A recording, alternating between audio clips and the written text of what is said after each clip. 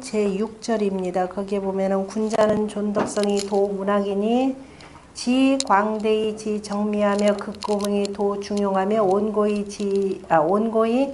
지 신하며 동의 순례니라 라고 했고, 해석까지는 했는데 다시 한번 보자면은, 자, 군자가 그 수신의 도로서 삼아야 될 첫 번째 덕목이 바로 뭐냐면은 덕성이라 그랬죠. 덕성을 높이는 일입니다. 그러니까 스스로 하늘로부터 부여받은 뭐예요? 천부지성, 그죠? 천부지성에 담겨져 있는 그 덕을 높이는데, 보통 저 사람 참 인품은 훌륭한데 덕은 참 좋은 것 같은데 뭔데 근데 좀 뭐가 빠졌더라, 좀 뭐예요? 좀 무식하더라. 사람은 참 좋은데. 그럼 안 되죠.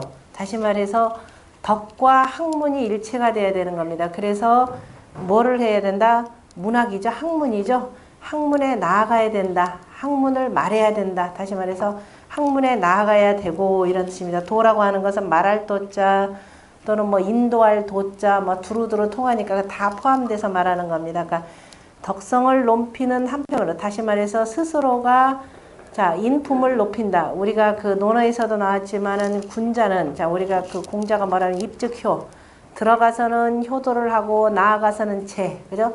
다른 사람들을 공경할 줄 안다면 나는 그가 그저 배우지 않았더라도 배웠다라고 말할 수 있다라고 하는 공자의 제자의 말씀이고, 공자는 그렇게 하고 그러고도 남은 힘이 있으면 뭐라고 한다? 문학, 학문하라 이렇게 표현했습니다. 그러고 그때 학문이다라고 하는 것은 그러고도 남은 여력이 있으면은 글 공부를 하라라고 해서 이 문을 얘기했어요. 그러니까 지금 그 얘기에서는 먼저 덕성을 높인다라고 하는 것은 먼저 사람됨으로써 사람됨의 그 자세를 먼저 갖춰라. 다시 말해서 기본적으로 효제를 바탕으로 하고, 그리고 그 다음에 나머지는 그러다가 남들 보면은 뭐 효제 안 하고도 저 도적과 같은 자는 어떻게 돼요? 남의 거를 그저 나 사람을 죽여가면서 모든 재물을 빼앗고도 평생 동안 떵떵거리고 아주 잘 살았습니다. 그러면 사람들이 뭐 굳이 뭐 착하게 살지 않아도 저렇게 사는 게 맞겠네 라고 하기 때문에 그렇지 않다라는 걸 뭘 통해서 공부한다? 옛날 역사를 통해서 이른바 이제 사망이 되는 거죠. 요순과 그 다음에 하은주 3대 그 임금들이 어떻게 하셨는지를 보라 이 소리입니다. 천수를 누리면서 두루두루 백성들에게 자 신망을 받았던 분들이죠. 그래서 그렇게 했기 때문에 공부를 하라. 그렇기 때문에 뭐 도척을 보고서 그럼 나도 다 포기하고 나도 나쁜 자들 오로지 재물만 모으면 되겠다. 이러면 자본주의 시대의 최고의 그 가치관이 되기도 하죠. 그래서 기본적으로 학문을 하는 것이니 라고 해서 바로 이 내용이죠. 논어에서 얘기하는 학이 시습이라고 하는 그 내용과 관련되기도 한데 그거는 조금 더 다릅니다. 먼저 사람부터 대하라. 그러니까 효제를 하고 그리고도 남은 여력이 있으면 바로 글 공부를 하라라는 내용입니다. 이것을 기본 바탕으로 해서, 그죠? 이게 우선입니다. 그래서 토가 어떻게 붙어 있느냐면은 도, 문학, 인이 이렇게 돼 있죠. 그리고 나서 학문을 바탕으로 해서 어떻게 된다? 치, 광대하다 그랬습니다. 광이라 그러면은 뭐만큼 넓게? 땅만큼 넓게. 대는 뭐만큼 크게? 하늘만큼. 그죠? 하늘만큼, 땅만큼 그 덕을 이루어라 이런 뜻입니다. 다시 말해서 땅만큼 광후하고, 그죠? 광후하고 하늘만큼 고원하게 이렇게 이루고, 그렇게 해서 그렇게 하다 보면 또 광대하기만 하면 사람이 어떻게 돼요? 엉성하죠? 광대만 얘기하면 사람이 엉성하면 뭐 큰 것만 얘기해요. 작은 거는 무시합니다. 근데 실은 우리가 실제적으로 살다 보면 작은 건 무시하는 데서 모든 게 다 무너집니다. 아주 미세한 거 하나 때문에. 그래서 어떻게 된다? 이렇게만 하면 안 되니까 또 높아심이 뭐라고 하느냐? 정미로운 것까지를 다 하라 이 소리예요. 그래서 정미로운 것을 다 하며, 그 다음에 정미로운 것을 또 다 하라 그랬더니만 또 어떻게 돼요? 또 그것만 팔고 들면 사람이 또 어떻게 돼요? 그야말로 쫀쫀해지죠. 그러니까 다시 또 얘기합니다. 곰이 저 하늘 봐라. 하늘은 저 높이 있는데도 그저 높이 있으면서도 두루두루 아래로 밝은 덕을 비추더라. 그래서 극고명 이렇게 합니다. 극고명 하는데 그러면 오르락 내리락 할까봐 또 하니까 어떻게 되나? 야 사람으로서 중심 좀 잡아라. 고명하다 그러니까 어떤 사람은 어디로 가요? 산으로 가죠. 나 도구 하나 할란다. 그러고서는 산으로 가고. 그 다음에 또 뭐 하면, 아니야. 백성들하고 부딪혀야 된다. 그럼 저 묵자처럼 돼버리고. 요렇게 되니까 그 다음에 어떻게 되냐. 야, 사람은 저 중용을 잡아라. 있죠. 결국 사람 사는 세상 속에서 이른바 인륜의 도를 펼치면서 인간 세상 속에서 얼마나 그저 제대로 그 도를 실천하느냐가 중요하기 때문에 어느 한쪽으로 치우치지 말고 중용을 하라. 이 소리입니다. 그렇게 하면서 그 다음에 다시 한번 또 이제 문학을 또 강조하는 얘기입니다. 온고이 지신하며 그러면서 그래서 날로 하늘만큼 땅만큼 그저 두텁게 하라 해서 도누하면서 도누하게 하는데 도가 좀 비슷하거든요. 그죠? 그런데 사람 사이에 살려면 어떻게 한다? 예가 있어야 되는 거죠. 그래서 항상 사람 사이에서는 뭐를 한다? 도누하면서 말리을 이자가 아니라 이때는 뭐예요? 써이자죠. 도누함 그것으로서 그 다음에 그러한 사람이 예를 높여라 이 소리입니다. 숭예가 어디서 있던가요? 우리 숭예문이 바로 여기서 나오는 겁니다. 그러니까 숭예문에서 남문 이름이 숭예문 하지 말고 조선왕조에서 한양 도성을 쌓고 사대문을 이렇게 두면서 숭예라고 하는 것은 뭐라? 모든 이 문을 드나드는 군자들이여 뭐 하라는 소리예요? 덕을 그죠? 덕성을 어떻게 한다? 도누하게 하라. 덕성을 도누하게 하고 나면서 그리고 나서 그 다음에 그걸 그 바탕으로 하여서 예를 높여라 이 소리예요. 그냥 예만 높이면 어떻게 돼요? 허례의식으로 흐르죠. 허례의식으로 흐르기 때문에 논어에서 공자가 사치할지언정 차라리 뭐가 낫다? 검소한 것이 낫다 이렇게 표현했습니다. 논어에서는 그렇게 얘기 안 해요. 예를 제대로 예를 많이 얘기하는 게 누구냐면은 순자라 그랬죠. 자, 순자는 세상 사람들이 악하다 이렇게 보는 겁니다. 인간은 악하기 때문에 그래서 그냥 놔두면은 지멋대로 흘러간다. 그래서 끊임없이 뭘로 한다? 강력한 법으로서 제지하라 이 소리예요. 그러면서 교육을 통해서 끊임없이 뭐하라? 예법을 가르쳐라 이 얘기입니다. 유교는 아니에요. 그죠? 유교는 뭐냐면 사람 본성 자체가 선하기 때문에 먼저 사람부터 대하라. 그리고 난 뒤에 그 다음에 스스로는 저절로 얘를 깨우치게 되는 것을 가리키는 겁니다. 바로 어찌 보면은 요 27장 제6절의 내용이 이 중용의 핵심 중에 핵심이기도 한 내용입니다. 요거는 제가 이렇게 얘기하면 이건 어떻게 해야 된다? 외워야 되겠다. 외우고 어떻게 한다? 실천해야 한다. 그죠? 기송지약을만 가지고서는 절대로 스승이 될 수 없다 그랬습니다. 요 내용을 다시 한번 반복하는 것이 실은 공자가 주역 건께 문헌전에서 하시는 말씀입니다. 그거는 매우 중천건께죠. 중천건께에 밑에 있는 구삼효, 그 다음에 구사효에 대해서 공자가 뭐라고 표현하냐면 군자 진덕수업이라 이렇게 표현했습니다. 그 하늘과 땅의 일에 대해서 기본적으로 뭘 나타내냐면 덕과 업의 개념으로 표현하죠. 하늘이 베푸는 것이 실은 덕입니다.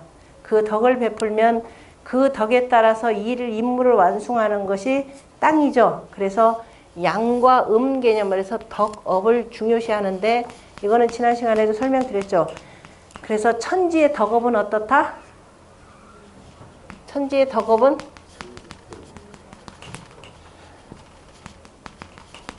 군자는 다 기본적으로 덕업을 길러야 되는 겁니다. 하늘은 덕이 성대하죠.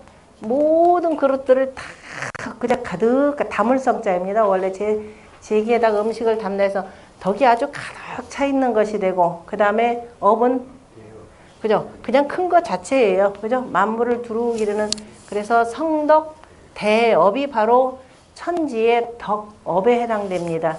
하늘과 땅을 그대로 이걸 본받은 성인은 뭐라고 그랬죠? 성인은 덕과 업이 하늘만큼 나도 높여야 되겠다. 그래서 덕은 하늘이니까 그죠? 양이니까 그래서 나도 하늘만큼 높여야 되겠다. 숭덕. 일은 누구처럼? 땅처럼. 땅이 넓죠? 나도 하늘 땅처럼 넓혀야 되겠다. 이렇게 하면 자연스럽게 외워지잖아요. 그죠? 이렇게 넓혀야 되겠다. 그럼 나는 또 누구를 닮아가? 이게 성인이라면 나는 군자가 되겠죠. 성인의 도를 그대로 따라가려고 하는 적어도 나. 이때 이 군자는 바로 위가 있는 이 군자입니다. 그죠? 위에 나갔을 때, 다시 말해서 내가 뭐 제후가 되건 장관이 되건 뭐 됐다. 그런 나의 덕은 어떻게 된다? 나도 나아가는 거죠. 덕은 양이죠. 하늘로 나아간다라고 할 때 나가는 걸 우리가 뭐냐면 진이라 이렇게 표현했잖아요. 그죠? 진. 진이기 때문에 나도 그 덕에 나아가는 거. 진덕.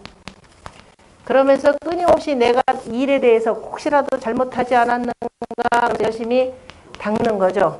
진덕 수업이라 이렇게 표현했습니다. 그래서 뭐 다 군자이기도 하고 건괴 같은 경우는 다 실은 성인이기도 하고 하겠지만은 특별히 또 임금이 아닌 그죠? 여기에 성인으로 앉아 있는 사람이 아닌 세 번째 자리와 네 번째 자리에 대해서 공자가 뭐라고 하셨느냐면 군자는 진덕 수업 하나니 이렇게 표현했습니다.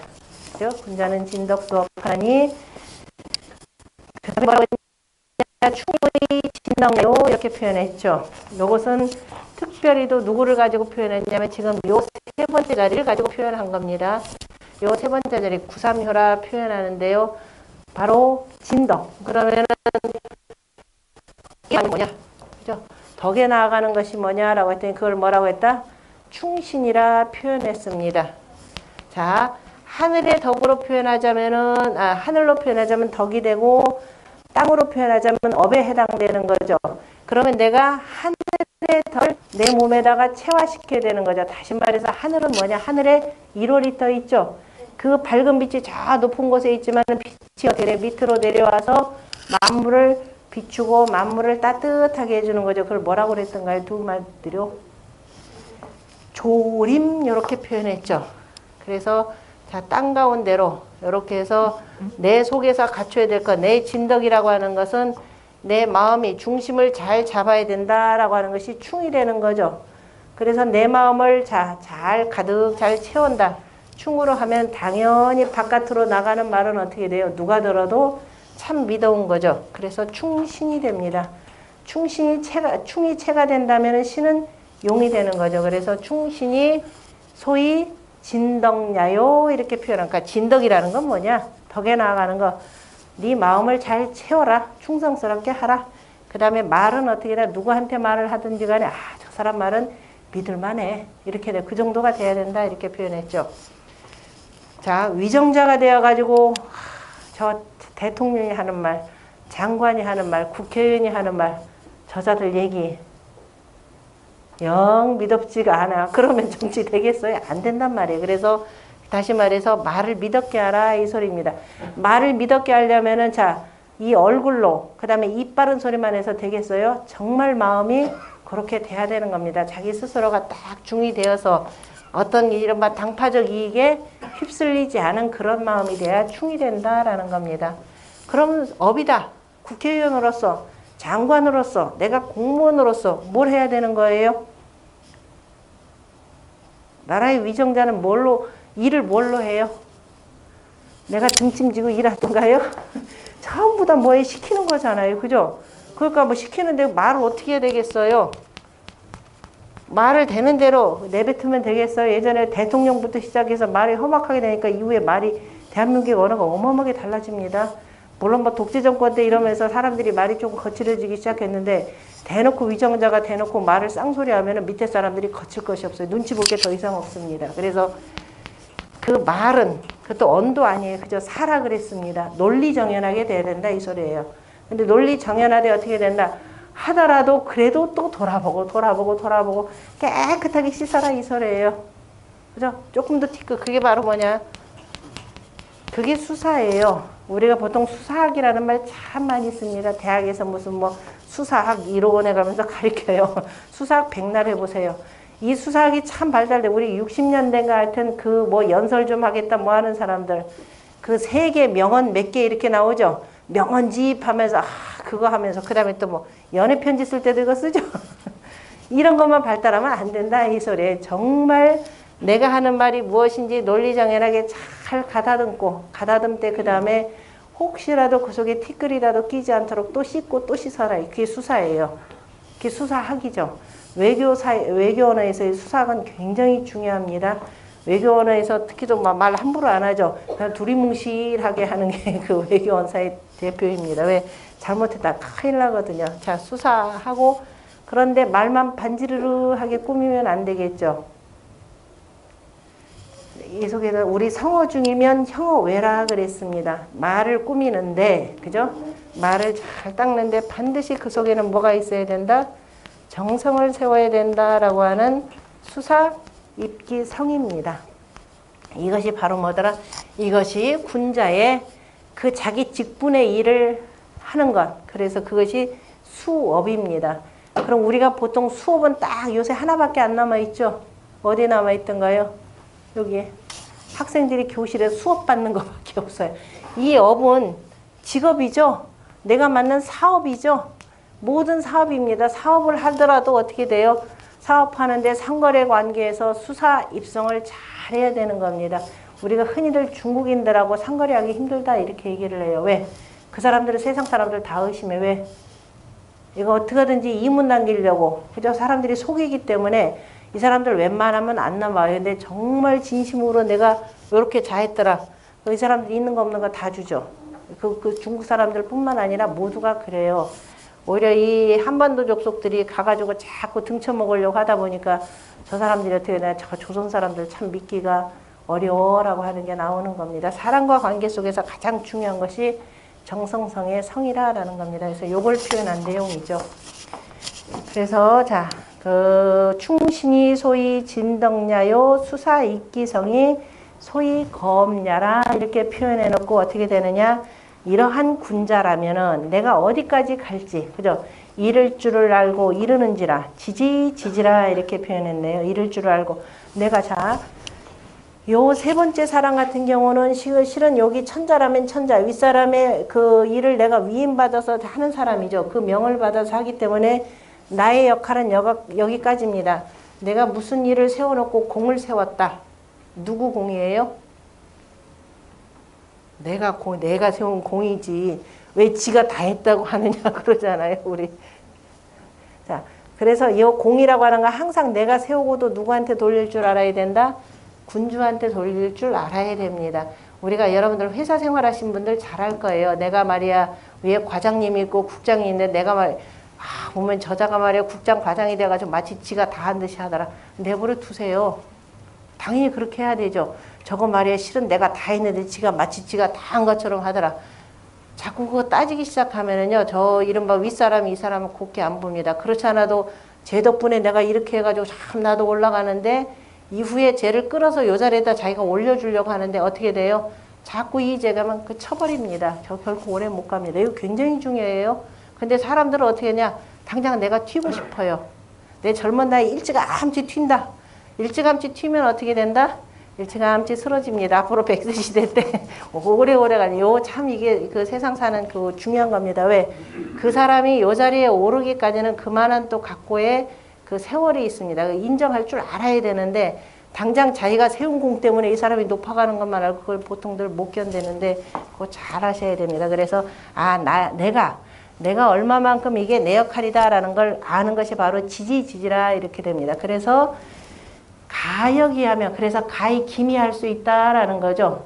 결코 내가 이렇게 했는데 윗사람이 나 버리지 않습니다. 쟤는 내가 끝까지 책임지고 가야 될 사람이라 그 기미할 줄 아는 거죠.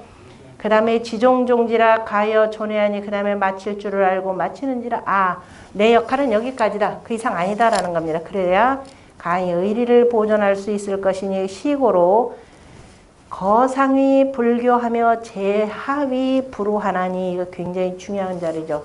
높은 자리에 있으면서도 교만하지 않고 낮은 자리에 있으면서도 내가 왜 이렇게 낮은 자리에 있으면서 말이야 내가 실은 공을 세웠는데 왜 저자가 다 차지하고 있어? 하면서 맨날 승질내는 거 이거 하지 않는다.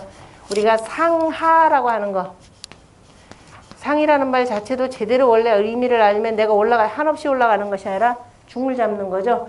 아래 한다라고 하는 것도 한없이 내려가는 것이 아니라 중을 잡을 줄 아는 겁니다. 이 글자 뜻만 제대로 알더라도 내가 비록 윗자리에 있지만은 내가 이러한 공을 이룰 수 있는 건 실은 뭐예요? 전부 다 아랫사람들이 도와줬기 때문에 하는 거죠. 그러니까 아랫사람들을 무시하지 않고 그 사람들을 위해서 내가 교만하게 굴지 않는 것이며 또 아래에 있더라도 윗사람이 자기 공으로 다 돌리더라.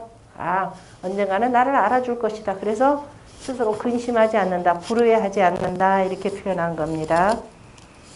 하나니 고로 자 이러한 군자라면 늘 건건하여 언제든지 스스로가 씩씩하고 씩씩하다 이 소리입니다. 굳세고 굳세어서 인기시 척하면입니다. 그 때로 인하여서 이 때가 참 그러한 때다. 때로 인하여서 바로 뉘우친다라는 뜻이죠. 척이다라는 건 뉘우칠 척이기도 하고 그 돌이킨다라는 건데 실은 글자를 잘 보면 척자가 이때는 뭐냐면은 마음심자에다가 역자입니다.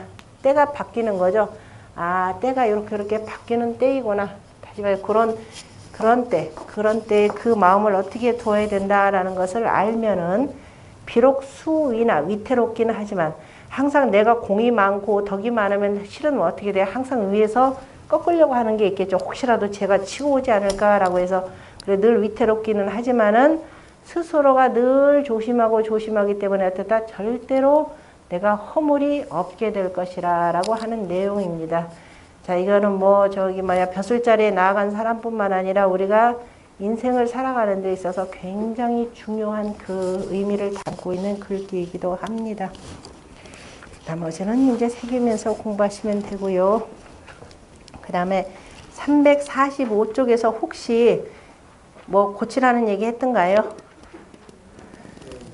했었죠. 그 태제 비가 신맹이라고 하는 내용 안 했나요? 거기 보면은 정의의 왈 춘추 좌전 애공 13년 편에 보면은 그죠? 애공이 회 만났다. 누구를? 오나라의 군주를 어디서 만나느냐면은 탁고라고 하는 땅에서 만났는데 거기서 이제 만나서 회담을 하는데 그때 그 재상이었던 태제 비가 신맹을 청하였다. 이렇게 맹세를 찾을 것을 청하였다라고 하지 말고요. 그냥 그대로 신맹을 청하였다. 이렇게 바꾸세요. 신맹을 청하였다. 그때 자공이 노나라의 그 군주 자공이죠. 공자의 제자입니다. 그 자공은 나중에 그 노나라의 그 대부가 되는 사람이죠. 대부이기도 하고 워낙 정치를 잘했고 특히도 외교를 잘했던 사람이 자공이고 그러한 자공에 대해서는 공자가 뭐라고 표현했냐면 자공을 뭐와 같다? 호련이라 라고 표현했었죠. 자공은 호련이라.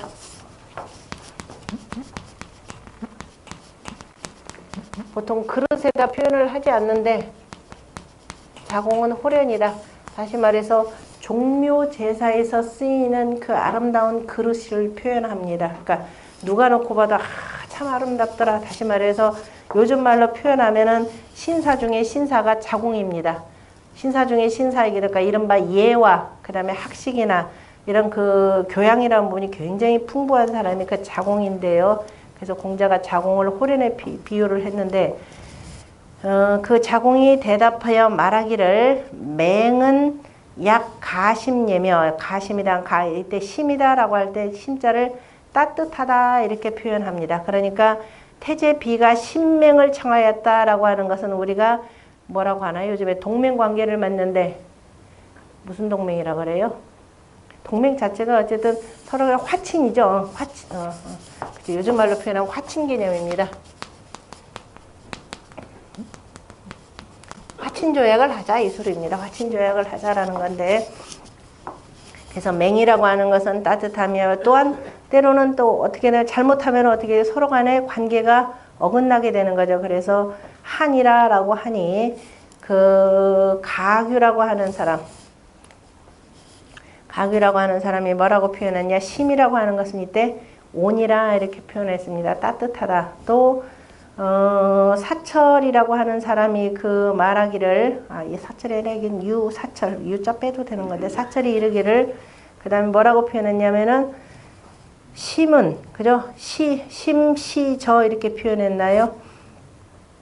심이 아니라 그 심 또는 섬이라고도 표현했는데 심시저 이에 그 시동에 고기를 데웠다 이렇게 표현했는데 시동이 뭔 줄 알죠?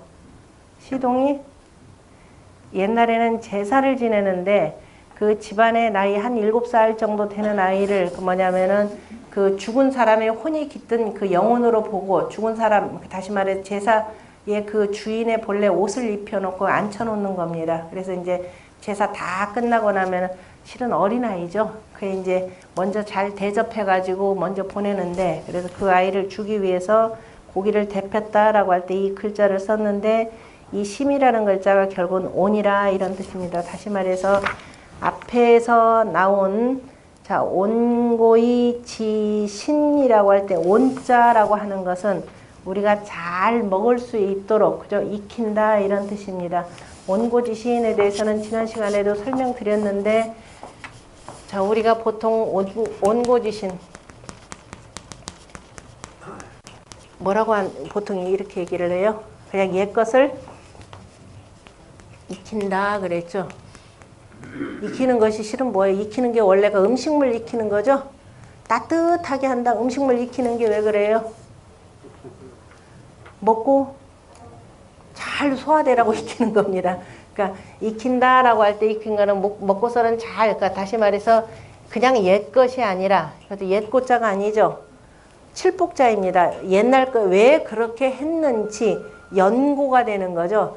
옛날에 성인이 왜 굳이 정전법을 했고 왜 이런 것들을 실천하고 왜 효가 중요하다라고 말씀을 하셨는지 그 연고를 잘 익혀서 뭐하라? 체득하라 이 소리입니다. 그죠? 체득을 하면은, 그리고 나면은 무엇인지 새로운 것이 있으면 그것을 알 수 있다라는 의미에서 온고지신이라고 표현했고, 자 여기에서 공영달이 이렇게 어렵게 하면서 쓴 얘기가 바로 그 내용입니다. 그래서 뭐라고 했느냐? 온리 고학지 숙의 후에 시집 위지 온자는 이렇게 표현했죠. 그래서 이렇게 요 내용은 앞에서 어디냐면은요, 그 앞에 페이지 344쪽에 그 정현의 주 있죠. 정현의 주에, 그러니까 다시 말해 위에서부터 5번째 줄에 위 고학지 숙이라 후시 습지를 위지 온이라 한다라고 하는 그 내용을 지금 다시 설명하는 겁니다. 이렇게 표현한 것은 현인이 구학, 그 다음에 이미 이자를 읽으셔야 되죠. 이 정숙하고 이후 갱습진이, 다시 말해서 옛 현인이 옛 학문을 이미 정미롭게 익히고, 그리고 뒤에 갱습지, 다시 갱자죠. 고친다라고 할 때는 고칠 경이고, 다시라고 할 때는 다시 갱자입니다. 지금 제가 읽는 것은 345쪽의 주소, 그 주소라고 쓴데 위에서부터 4번째 줄입니다.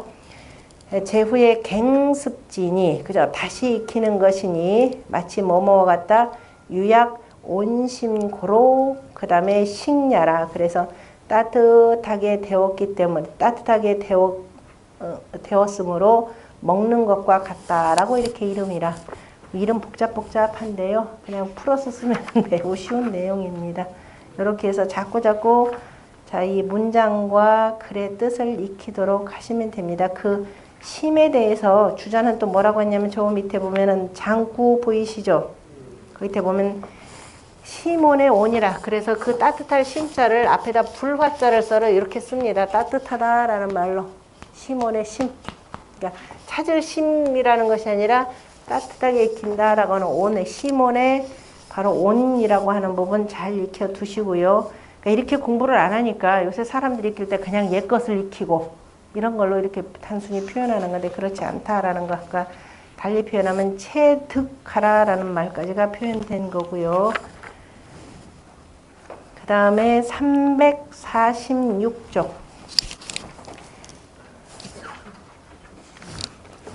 346쪽에 그 27장의 제6절의 그 내용, 존덕성이 동문학이라고 하는 그 내용에 대해서 주자가 뭐라고 표현했냐면은, 뭐 주자 거 굳이 안 읽어보더라도 거기 그 진심, 존심과 진심이라 표현했는데, 그 맹자는 마음을 굉장히 중요시 여겼죠. 왜냐하면 천부지 성을 담는 그릇이 성이기 때문에 그렇습니다. 그래서 맹자의 가장 마지막 편이 결국은 뭐냐면은 마음을 다하라, 진심으로 끝나는데요. 주자가 위에 있는 문장을 바로 맹자의 그 진심 개념으로 표현했습니다. 그 맹자의 진심편에서 뭐라고 되어 있느냐? 진기심자, 같이 읽어보죠. 진기심자는 지기성냐니 지기 성즉 지천의니라. 존귀심하여 양기성은 소위 사천야요. 요수에 불리하여 수신이 사지는 소위 임명냐니라. 이렇게 표현했네요. 그 마음을 다한다는 것은, 그죠? 그 마음을 다하는 것은, 다시 말해서 하늘이 부여해준 천부지성이 담겨져 있는 그 그릇. 그래서 내가 그 그릇음을 다한다라고 하는 것은 바로 뭐다? 그 하늘이 부여해준 성품을 아는 것이니, 그 성을 안다면, 내가 그래서 마침내 나에게 들어와 있는 그 성을 안다면 바로 뭘 아는 것이다? 하늘을 아는 것이니라. 그래서 그 마음이 담겨져 있는 그 마음을 잘 보존하여서, 마음을 잘, 그릇을 아무데나 내돌려서 깨트리지 말라 이 소리, 이를 찌그러뜨리지 말라 이 소리예요. 그래서 잘 보존하여서 그 성품을 기른다라고 하는 것은 바로 뭐다? 사천, 하늘을 섬기는 것이고, 그 다음에 내가 일찍 죽건 늦게 죽건 사람들이 뭐 일찍 죽을 인생인데, 내가 뭐 요절할 인생인데, 아니면 나는 오래 사니까 난 공부해, 이거 아니라 이 소리야. 내가 언제 죽든지 간에, 그죠? 언제 죽든 간에 이것을 의심하지 말고서, 이라고 하는 것은 의심한다라는 뜻입니다. 의심하지 말고서 몸을 닫고서 기다리는 것은, 기다린다는 뭐 죽음을 기다리라 이런 필요는 없죠. 그냥 천명을 다할 때까지, 그죠? 이렇게 해서 몸을 닦는다라고 하는 것은 바로 하늘로부터 받은 그 명을 스스로에게 세우는 바로 임명이라 이렇게 표현을 했습니다. 그 다음에 27장 제7절 같이 읽어보죠. 계속 그 다음 문장까지 읽어봅시다. 시고로 거상불교하며 위아불패자를 읽으세요. 위아불패라. 국유도의 기연이 조기 흥이요 국무도의 기무기 조기 용이니 시왈 기명자철하여 이보 기신이라 하니 기 차지 위어 인정. 자, 이러한 까닭으로 거상 윗자리에 앉아 있어도 교만하지 아니하고 아랫자리에 있어도 거스르지 않는다. 배라는 말을 배반한다 라는 뜻으로 읽을 때는 패라고 있습니다. 거스를 패. 어떻게 있죠? 이건 등질 배자가 되죠. 우리가 패배한다 라고 할 때 북녘 국자 이걸로 쓰죠. 그래서 배반하지 않느니라. 이 얘기는 뭐냐면은 윗자리에 있어도 어떻게 된다? 불교하고, 그죠? 교만하지 않고, 아랫자리에 있어도 불우, 그죠? 근심하지 않는다. 나 맨날 왜 이렇게 이 모양 이 꼴이야 그러면서 저놈이 내 앞을 가로막기 때문이다 그러면서 쳐버린다 이 소리예요. 그래서 그렇지 않으면은 배반하지 않느니라. 그래서 만약에 나라에 도가 있다, 이런 도가 통한다면 그 말이 좋게 일어날 것이고, 그 말이 좋게 자 두루두루 세상을 다 일으킬 것이고, 그 다음에 나라가 없을 때는 그 침묵이 오히려 내가 가만히 있더라도 이러한 군자라면은 좋게 용납된 것이니. 그래서 시라고 하는 것은 주송 여대 나오는 건가요? 주소가 대하 증민지 편으로 나오는 건데요. 그 다음 페이지 347쪽에 위에서부터 네 번째 줄에 나오죠. 차는 대하 증민지 편으로 미 선왕지 신이 바로 선왕의 아름다움을, 그저 선왕을 찬미한 시라 이렇게 표현했습니다. 그때 거기에 뭐라냐면 선왕이 임용 중산보라고 하는 사람을 재상으로 임명하면서 뭐라고 하신 말이냐면은 능현명하여 사기임하고, 능이 밝아서 그 일을 맡을 수가 있고, 또 철지하여 명철하게, 그죠? 명철하고 그 다음에 지혜로워서 안전기신하니. 그래서 능히 그 몸을 온전히 보존한다 이렇게 표현했는데요. 어쨌든 그 내용입니다. 명철, 거기에 보면은 시에 보면 다시 옆으로 돌아가서 기명차철하여 이보기신이다 네 글자로 표현하면은 바로 그 유명한 명철 보신이라고 표현합니다. 공부하는 목적이 바로 여기 있어요. 공부를 왜 하느냐? 우리가 흔히 주역을 왜 하느냐? 괜히 뭐 이때 저때 뭐 이러저러 변동하는 거 명철보신이라 표현하는데 이거 자칫 잘못하면 이상하게 해석할 수가 있어요. 스스로가 밝고 밝아서 그죠? 밝고 밝아서 그 몸을 보존한다라는 뜻인데 그러면은 그 뭐죠? 뭐라고 해야 되나? 그 기회를 보면서 요리조리 피해간다라는 뜻 아니죠. 이 속에는 뭐까지 표현되느냐? 도가 통하지 않으면 어떻게 된다? 내 몸을 죽여서라도 뭐다? 살신 성인까지를 표현하는 말입니다. 살신 성인. 내 몸을 죽여서라도 바로 인을 이룬다. 그죠? 바로 요 내용까지를 포함하는 겁니다. 그 유명한 명철보신이라고 하는 것이 시 대하 증민편에 나오는 내용입니다. 그래서 자 다시 말해서 나라에 도가 있음에 그 말이 좋게 일어난다. 공자가 뭐라고 하냐면 나라에 도가 있으면은 위헌 뭐라 그랬나요? 위행이라 그랬죠. 이거 논어 공부 하셨죠? 나라에 도가 있으면은 공자가 말도 위태롭게 하고 행실도 위태롭게 하라 이 소리예요. 그죠? 행실도 위태롭게 하고 대신에 나라에 도가 없으면 뭐라고 했느냐? 나라에 도가 없을 때는 언손 위행. 여기 뭐냐? 이건 나중에 이렇게 되는 거야. 위행 위언입니다. 이게 먼저예요. 나라에 도가 있을 때는 위행 먼저 행동으로 보여주는 겁니다. 행동으로 보여주고 말도 하는데 뭐냐면 위태롭게 하라. 네가 하고 싶은 말 충분히 간언해도 된다 이 소리예요. 그래도 상관없으면 목숨 잃을 일 없으니까 대신에 나라에 도가 없다라고 하는 것은 위정자가 굉장히 포악한 거죠. 그러니까 괜히 말 함부로 내뱉어가지고 개죽음 당하지 말라 이 소리입니다. 그래서 먼저 이거 말을 내세웠습니다. 언손 그랬어요. 손자는 공순하다라고 하는 쉬엄쉬엄 갈착자 같이 쓴 것 같은 겁니다. 언손하되 그 다음에 행실은 위태롭게 하라. 아니면은 짐 싸들고 나가버려라 이 소리예요. 간하거나 이런 방식으로 표현했습니다. 바로 그것을 표현하는 내용이죠. 그래서 나라에 도가 있을 때는 그 말이 좋게 일어난다라고 하는 것은 그 말을 받아들여서 능히 행해질 것이고 그죠? 나라에 도가 행해질 것이고 그런데 이미 나라에 도가 없다 그러면 아무리 내가 떠들어도 방법이 없죠. 이를테면은 혹시라도 싶어가지고 공자와 맹자가 철안주의를 나섰습니다. 천하의 도를 펼치기 위해서. 물론 철안주의에 나설 때 세상의 도가 펼치지 않으리라고 하는 것은 아셨기는 했겠지만 그래도 미리 내가 예단하고 포기할 수는 없잖아요. 하는 데까지 쭉 해보신 겁니다. 그러다가 결국은 본인들이 나이도 들고 그러니까 일단 그 사람의 나이에 그 한계상 더 이상 돌아다닐 수도 없고 도저히 나라는 점차 이제 그 전국 공자 같은 경우는 전국 시대로 들어가고 맹자 같은 경우는 거의 말기적 증상들이 이렇게 나타나기 때문에 그래서 돌아와서 이제 더 이상 내가 도를 펴지 않겠다 그랬죠. 그래서 그때는 이제 오히려 침묵하는 거죠. 침묵하면서 오히려 후세를 위해서 글을 쓰셨습니다. 그것이 국무도의 기, 무기, 조기, 용이라 이렇게 표현한 겁니다. 바로 이 두 가지를 다 들어서 군자는 기본적으로 명철보신해야 되느니라. 그죠? 헛되이 자기 몸을 함부로 굴려서 죽이는 일들은 삼가해야 된다라고 표현했고 이 내용을 뒷받침하는 공자의 제자 중에 대표적인 사람이 누구냐면은 자로죠. 자로는 명철보신 못한 사람입니다. 공자가 자로가 워낙이나 과격분자죠.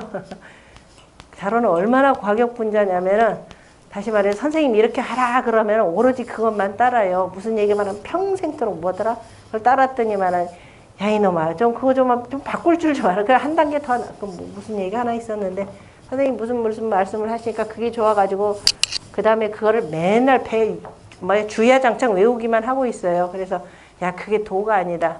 도라고 하는 것은 익히고 난 뒤에 한 단계 더 넘어가야 된다 그랬는데 어쨌든 그런 정도로 사람이 충직합니다. 곱기만 하죠. 곱기만 하니까 괴나인의 그 위나라에서 이제 자로가 위나라의 그 정사를 이렇게 돌보고 있을 때 자기가 그 모시는 사람이 이른바 그 난 속에 이렇게 굉장히 위태롭게 된 상황이에요. 공자는 혹시라도가 아니라 자로가 틀림없이 자기가 그 녹을 받는 그 주인을 위해서 죽을 것 같으니까 제자들한테 그랬거든. 혹시라도 자로 보면은 좀 말려라 라고 했는데 결국은 아니죠. 그 전란에 와중을 뚫고 들어가서 결국은 죽임을 당합니다. 이제 활을 쏴서 활에 맞아가지고 죽게 되는데 그때 그 유명한 일화가 있죠. 갓근이 이렇게 떨어져가지고 어떻게 돼요? 바닥에 떨어졌죠. 그랬더니 왈 하는 말이 그 유명한 말이 있습니다. 군자는 뭐예요? 죽어도 갓을 쓴다. 그래가지고 떨어진 갓을 쓰고 어쨌든 간에 그 죽었다라고 하는, 다시 끼어가지고 죽었다라고 하는데 어쨌든 그 상황에서 죽고, 그 다음에 나중에 이제 자루가 그 윗자리의 사람이니까 그 목이 잘려가지고 소금에 절여졌죠. 그때 공자가 그것을 들으시고 평생 그 다음부터는 젓갈을 잡수지 아니하셨다라는 내용인데요. 그 자루 같은 경우는 여기서 얘기하는 명철보신을 이루지 못한 사람이다 라고 보시면 됩니다. 자, 그 다음에 28장 제1절 자왈 우이호 자용하며 천이호 자전이요 생호 금지세하여 반고지 도면 여차자는 제급기 신자야니라.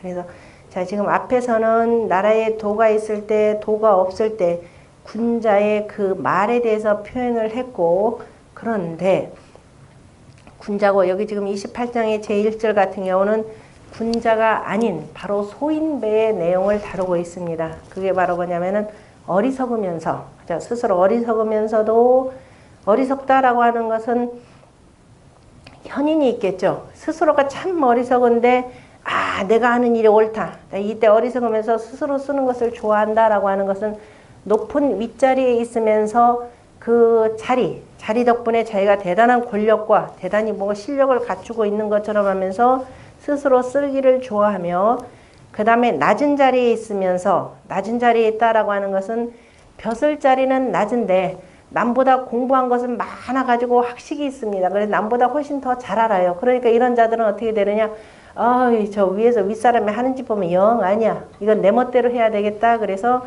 스스로 쓰기를 좋아하고, 그 다음에 지금 세상에 태어나서 반고지 도면, 옛날의 도, 이때 도라고 하는 것은 옛날에 그 예의나 이런 풍속들 이걸 따른다라고 하는 걸로 보시면 됩니다.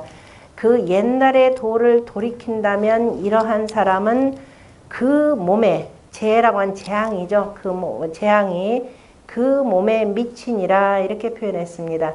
앞에서는 군자의 도를 표현했고 여기서는 바로 소인의 도라고 표현하시면 되는 거죠. 그러니까 소인 같은 경우는 참, 자, 소인이다 그러면은 자, 그 덕이 높지도 않은데 높은 자리에 앉아 있는 사람. 그것을 뭐라고 했냐면 우이 호 자용이라 표현했고요. 이거를 달리 표현하면은 삼화광, 자치통감을 쓴 삼화광의 표현으로 표현하자면 제덕이죠. 제와 자, 덕이 있어야 되는데 우리가 원래는 실은 이게 뭐예요? 제덕 겸비가 되는 거죠. 제덕 겸비가 되는데 소인은 뭐가 많다? 소인은 덕보다는 재가 많은 사람입니다. 그러니까 그 소인으로서 내가 고위층에 앉아 있느냐, 고위직에 있느냐, 아니면은 저 아랫자리에 있느냐, 그 두 가지입니다. 그러니까 저 윗자리에 앉아 있는 사람은 어떻게 해요? 지가 잘나서 그 자리에 올라간 줄 알고, 그래서 뭐 우이 호자용이라 그랬죠. 어리석은데도 불구하고 스스로 쓰기를 좋아한다. 남한테 묻지도 않아요.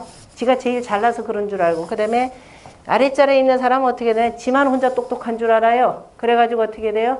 아예 남한테 이것도 묻지도 않고 지 멋대로 하는 사람. 당연히 아래에 있는 사람은 항상 누구한테 물어서 하느냐면은 자기보다 직급이 높은 사람에 대해서 물어서 해야 되는 거죠. 논어에 보면은 공자가 태묘에 제사를 지낼 때 그때 이제 막 벼슬자리 들어가 조금 이제 아랫자리잖아요. 태묘에 들어가서 어떻든가요? 그릇은 어떻게 놓나요? 이건 어디에 놓나요? 일일이 다 물어봤죠. 그랬더니 노나라 당시 대부들이 뭐라 그래요?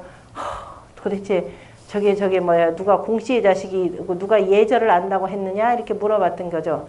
그 얘기는 뭐냐면 공자가 나는 낮은 자리니까 낮은 자리이기 때문에 이전부터 해오던 쭉 그 풍습이 있을 거 아니에요. 그래서 일일이 다 물어보고 내가 가만히 놔둬도 내가 알거든. 오히려 니들보다도 훨씬 더 잘 알거든. 왜? 나 책에서 공부했고 옛날 그저 주나라 예법, 은나라 예법, 하나라 예법까지 다 꿰고 있는데 그래서 내가 다 아는데 내 멋대로 해가면서 만약에 윗사람이 뭐라고 아닙니다. 옛날 예법은 이렇습니다 하고 따질 거란 말인데 이제는 안 그랬단 말이에요. 왜? 일단은 선임자들이 했던 것을 숭상해가지고 그대로 따르는 겁니다. 바로 그거죠. 그런데 보통 사람들 그렇게 못하는 거죠. 그래서 천이 호자전이라 이렇게 표현했습니다. 그러니까 낮은 자리에 있으면서도 스스로 잘났다고 자기 멋대로 하기를 좋아하고 이렇게 되죠. 그 다음에 지금 세상에 내가 태어났어요. 그런데 지금 자 공부를 하다 보니까 야, 서경의 말씀, 논어의 말씀, 맹자의 말씀 지금 중용대학 보다 보니까 와, 참 좋거든요. 그죠? 그러니까 꼭 이렇게 해야 됩니다. 그냥 앞뒤 거지절미하면서 이것만 고집하더라. 안 되는 거죠. 세상이 지금 시대가 바뀌어도 얼마나 바뀌었는데 말 타던 시대가 뭘 타고 다녀요? 비행기 타고 저 서안까지도 그죠? 아침에 출발해서 점심은 어디 가서 서안에 가서 먹고 그죠? 점심을 저기 서안에서 먹고 저녁은 서울에 가서 먹는 이런 시대인데 말 타던 시대 방식을 자꾸 고집하거나 그렇게 된다면 이러한 사람은 틀림없이 재앙이 그 몸에 미칠 것이라. 그래서 공자가 그 어디냐 택내 주역에 보면 택내 숙계가 있습니다. 이거 아까도 나왔네. 천자문에도 택내수라고 하는 거 따른다라고 하는 건데 연모택이 되고 그 다음에 이게 뭐예요? 우리께가 되는 거죠. 때로 우리가 주역은 이렇게 나가는 거죠. 자, 양이 되고 이렇게 되는데 택이다 그러면은 서방태가 되는 거죠.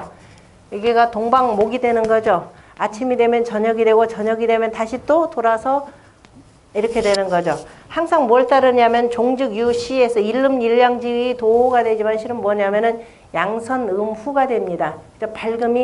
밝음을 따라서 음이 계속 이렇게 움직여 나가는 건데 그 택내 숙기에 뭐냐면 수에 대해서 수시 때를 따라서 바뀐다라고 하는 수시 변혁이라라는 말이 나옵니다.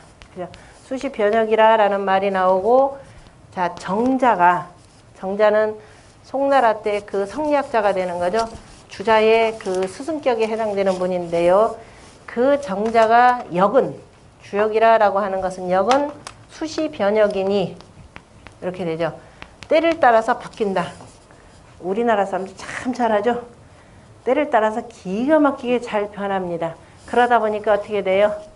지멋대로 해요. 때를 따라서 변하면서 오직 뭐만 따라간다? 이끝만 따라갑니다. 그래서 정자가 뭐라고 수시 변혁이니 해놓고 나서 뭐라고 한다?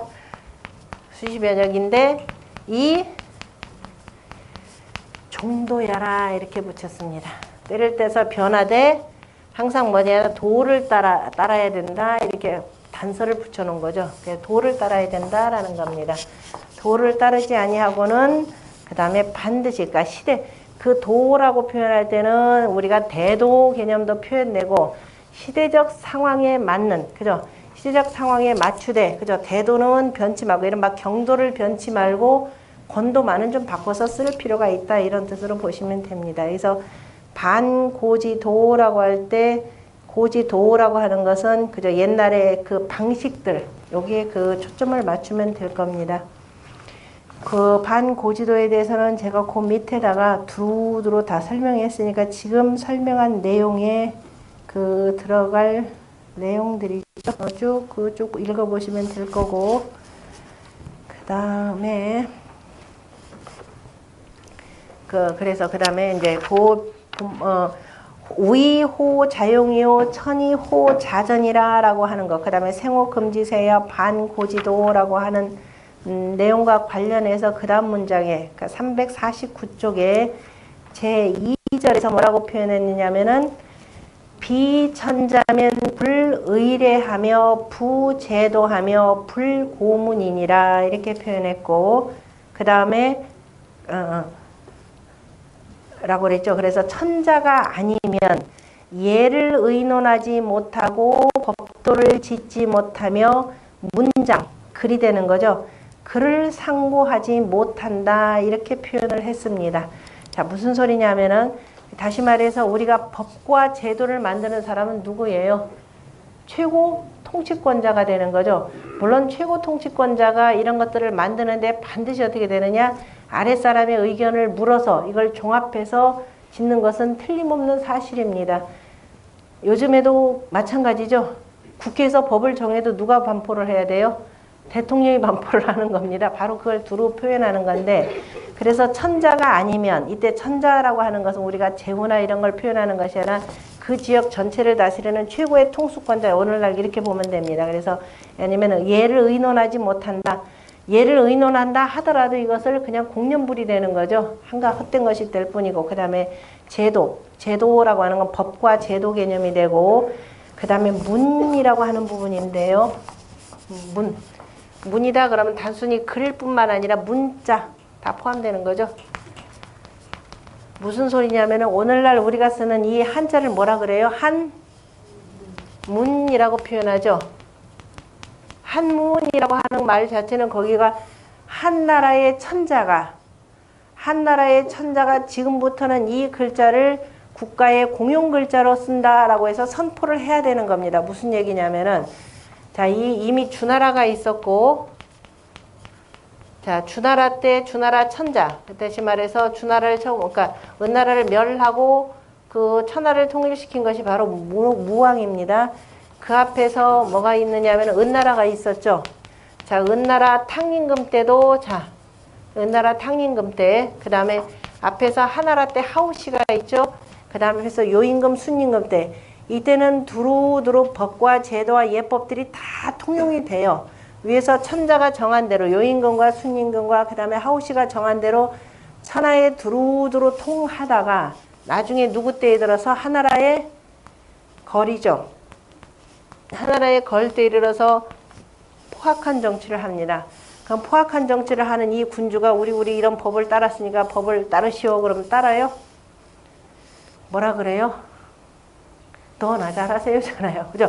법을 피해서 도망갑니다. 이를테면 우리가 흔히 소크라테스가 해서 악법도 법이다. 우리한테 그런 법은 전통적으로 있죠. 우리 피부 깊숙이 들어있는데 절대로 그건 통하는 게 아닙니다. 악법은 어떻게 된다? 반드시 고쳐야 되는 겁니다. 법이라고 할 때 법은 물이 가는 것, 다시 말해 순리해야 되는 거죠. 그 악법이라는 말 자체는 이른바 용납이 안 되는 거예요. 그거는 어떤 수단과 방법을 혁명을 해서라도 고쳐야 되는 게 우리는 법입니다. 악법을 만들었다 그러면은. 그래서 걸 때 모든 제도 기강들이 다 무너져요. 그러니까 각자 저 지방 제후들이 자기 멋대로의 법과 제도 예법을 써가지고 씁니다. 그러니까 이게 천하가 어지럽죠. 이를테면 우리가 뭐 자동차 바퀴라 하더라도 이 지역 저 지역 어디든지 간에 똑같이 통해야 되잖아. 수레바퀴도 다 통해야 되는데 각각 지방 분권들이 생기면서 우리만의 독창적으로 하겠다 그러면서 바퀴를 이렇게 바꿔요. 그럼 내가 가다가 수레바퀴가 고장 났는데 어떻게 돼요? 바퀴 다르면은 내 바퀴 전부 다 뜯어 고쳐야 되잖아요. 자동차 마찬가지잖아요. 자동차도 지금 국제규격이라는 게 있잖아요. 저 미국에서 만들어졌건 중국에서 만들어졌건 내가 어디를 가든지 간에 같은 규격으로 가서 바꾸기만 하면 되는 거니까. 그래서 무너져가지고 은나라의 탕임금이 다시 그것을 천하를 통일하면서 모든 율, 도량형, 책력부터 시작해서 도량형까지를 전부 다 고치게 되는 겁니다. 통일하는 거죠. 그러다가 은나라 때 또 누구냐, 저 폭군 주대 이르면서 자 국가의 기강이 무너지면서 모든 예법들, 우리가 그걸 율도량형이라 이렇게 표현합니다. 율도량형뿐만 아니라 뭐예요? 책력이죠. 역이죠. 가장 기본이 역에 근거하는 거니까 역과 율과 도량형들이 각각 지 멋대로 변해요. 그러니까 지방화가 되는 거죠. 이렇게 되면 돌아다니니까 백성들이 다니는 게 자체가 불편한 겁니다. 그래서 자 이런 것들을 다시 세우기 위해서, 왜냐면 백성들이 편안한 삶을 위해서 누구냐면 주나라가 여기를 치고 다시 만들고 이것들을 전체적으로 통일을 합니다. 이 속엔 당연히 문자까지 포함이 돼요. 문자까지 포함되다가 그러다가 주나라의 유왕, 여왕 때 나라가 어지러워지죠. 어지러워지면서 어떻게 되느냐, 이름하여서 춘추시대가 나타나죠.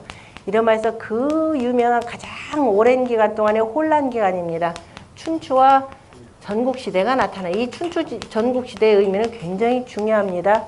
다시 말해서 책력이 마음대로예요.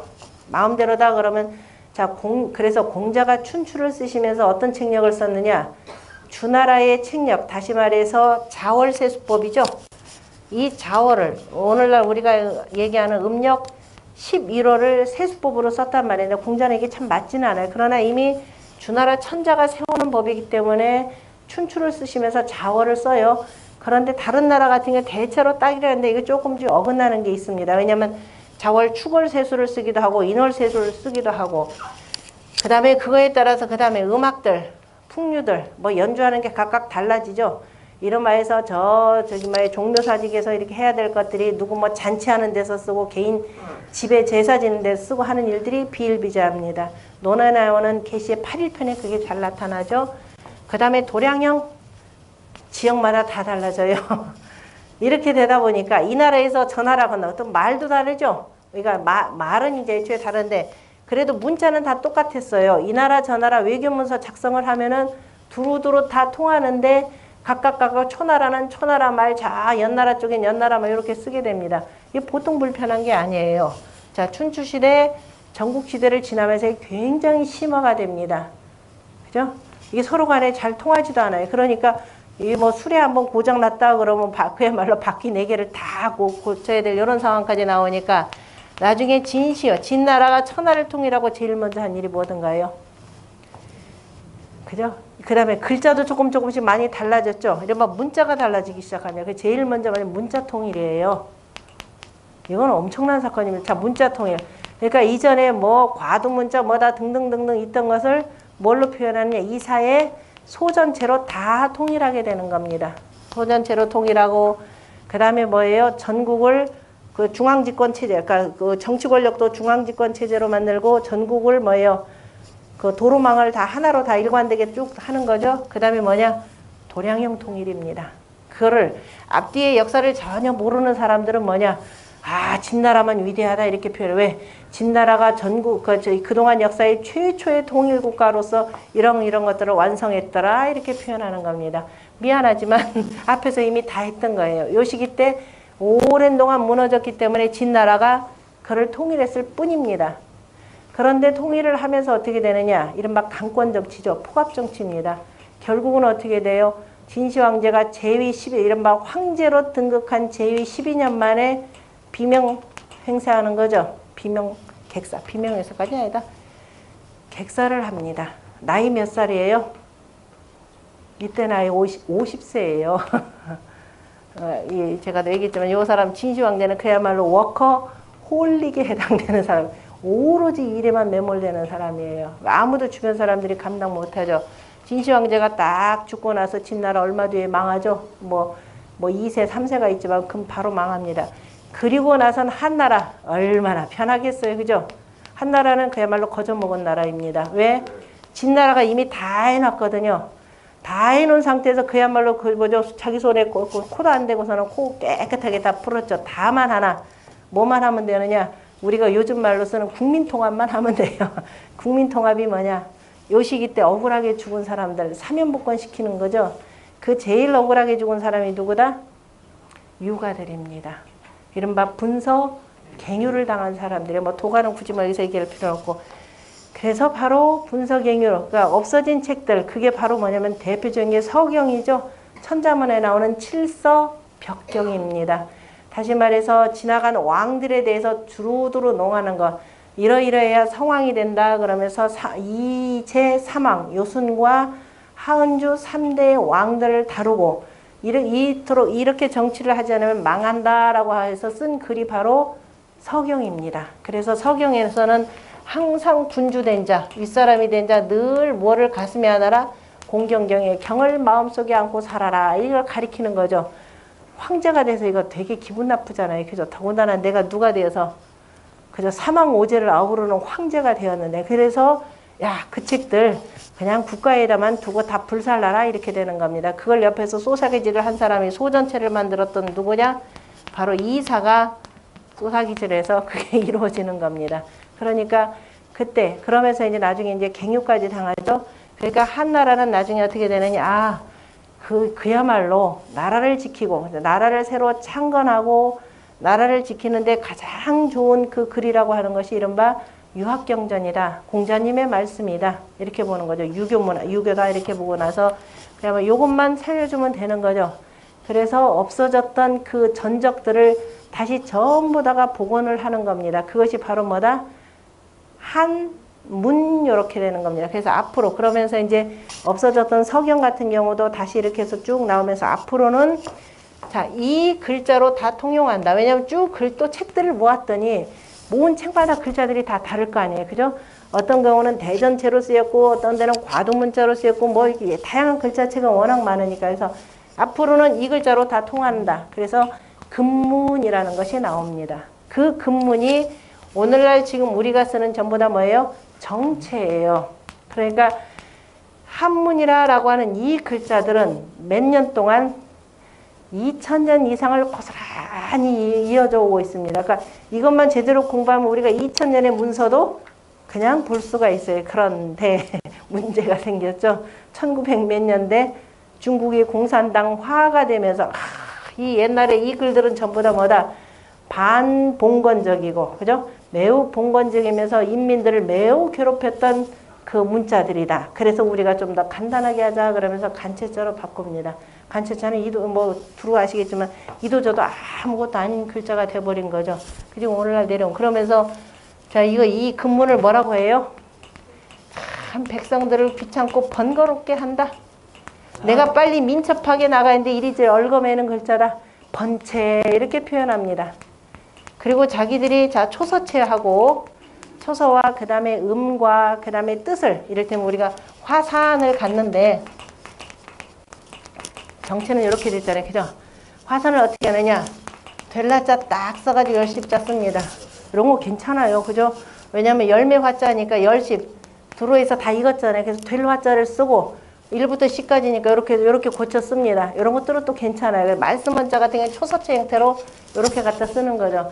이런 식으로 해서 쫙 바꿉니다. 이 글자 공부한 사람들은 정체 죽었다 깨어나도 못 읽어요.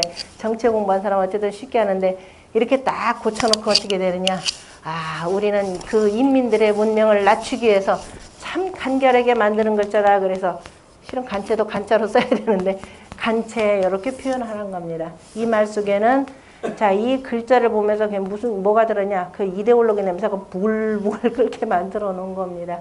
그래서 오히려 이로 인해서 오히려 오늘날 중국 공산당이 앞으로 나가는데 조금 좀 한계가 있죠. 공자문화원을 건설한다라고 하면서 전 세계에다 세워주기는 하고, 그 다음에 이제 중국의 공산당 간부들이 뭐 외교 사절들을 만나거나 자기네들 무슨 국정연설하거나 할 때마다 공자 말씀은 열심히 인용하죠. 그게 뭐예요? 아까 얘기했던 군자 진덕 수업 하는데 뭐만 하는 거다? 수사학이에요. 수사학만 발달했을 뿐이고 뭘 못 세운 거다? 입성, 입기성하는 정성성을 제대로 세우지 못한 겁니다. 다시 말해서 안팎의 그 일체가 돼야 되고 도를 익혔으면 두루두루 써먹어야 되죠. 써먹지 못하고 있는 데서 나타나는 현상들입니다. 그러니까 글자를 모르니까 중국의 그 관광객들을 이끌고 온 중국의 관광 안내인이 저 어디 가서 경복궁에 가서 보셨나요? 경복궁에 가서 이거를 보면서 글자는 좀 읽을 줄 알았던가 봐요. 그죠? 글자 읽으면 저거는 왕비가 뭐 하는 곳이다? 왕비가 이러는 곳이다. 이렇게 표현합니다. 교태나 떠는 곳이다. 이렇게 표현을 이런 얘기가 나올 수밖에 없습니다. 그리고 지난번에 뭐 서한 얘기도 했지만은 서한에 보면 교통대학이 있고 중국에 보면 교통은행이 많은데 이 자체가 뭔 소리인지를 모르고 있더라라는 내용이죠. 그래서 이제 여기서 문이라고 할 때 그래서 고문이다라고 할 때 문이라고 하는 것은 문자, 글. 그래서 우리말로 참 표현하기 이런 경우 어려워요. 글을 상고하지 못한다라고 하는 건 이름하여서 우리가 우리 한글로 표현한 맞춤법 통일한 이 정도로만 보시면 됩니다. 작게 보면 이렇게 되는데 그래서 이때 한문이라고 하는 그 한문이라는 말이 생겨나 한나라 때 비로소 문자가 통일된 것이고 자 여기서 하나 조금 더 공부를 하자면은 고문이 되고 이렇게 통일돼 가지고 이러면서 그 유학 경전들을 쭉 발표를 하고 났더니 아 우리 집에도 우리 집 벽에도 이런 게 나왔습니다.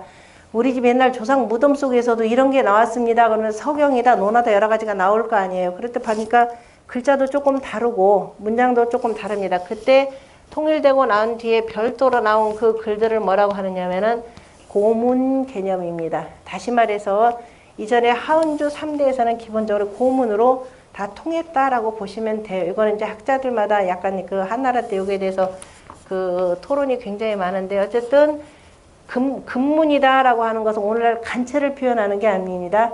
한문의 정체가 되고 이렇게 확보해서 발표하고 난 뒤에 그 전에 나온 글들은 고문이라 한다라. 오늘날 쓰이는 그 중국의 문자는 간체가 되고 이 공산당 정부가 만드는 이 말, 옛날에 정체는 번체로 하더라라는 것만 알아두시면 됩니다. 그러니까 간체를 만드는 것도 실은 그 공산당의 서기장이기는 하지만 그게 옛날로 표현한 뭐예요?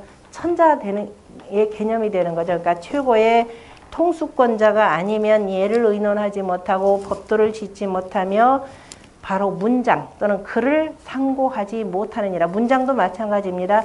한문의 유학경전의 서경의 문장은 요렇게 돼야 된다라고 정하는 것도, 왜냐하면 여러 가지 설이, 여러 가지 문장들이 쭉 나왔을 때 이게 옳다라고 정하는 것도 이른바 국가의 사업이다 이런 겁니다. 다시 말해서 기독교도 마찬가지겠지만 경전에 대해서는 예로부터 지금까지 뭐예요? 글자 단 하나도 틀리면 안 되는 걸로 돼 있죠. 그러니까 그 글자를 이것이다 라고 결정해 주는 것은 바로 국가다라는 겁니다. 물론 이제 학자들에 대해서 여러 가지 이견도 있지만 기본적으로 맞춤법 통일화는 다 국가가 하는 것이라는 뜻입니다. 여기까지 하고 좀 쉬었다 하겠습니다.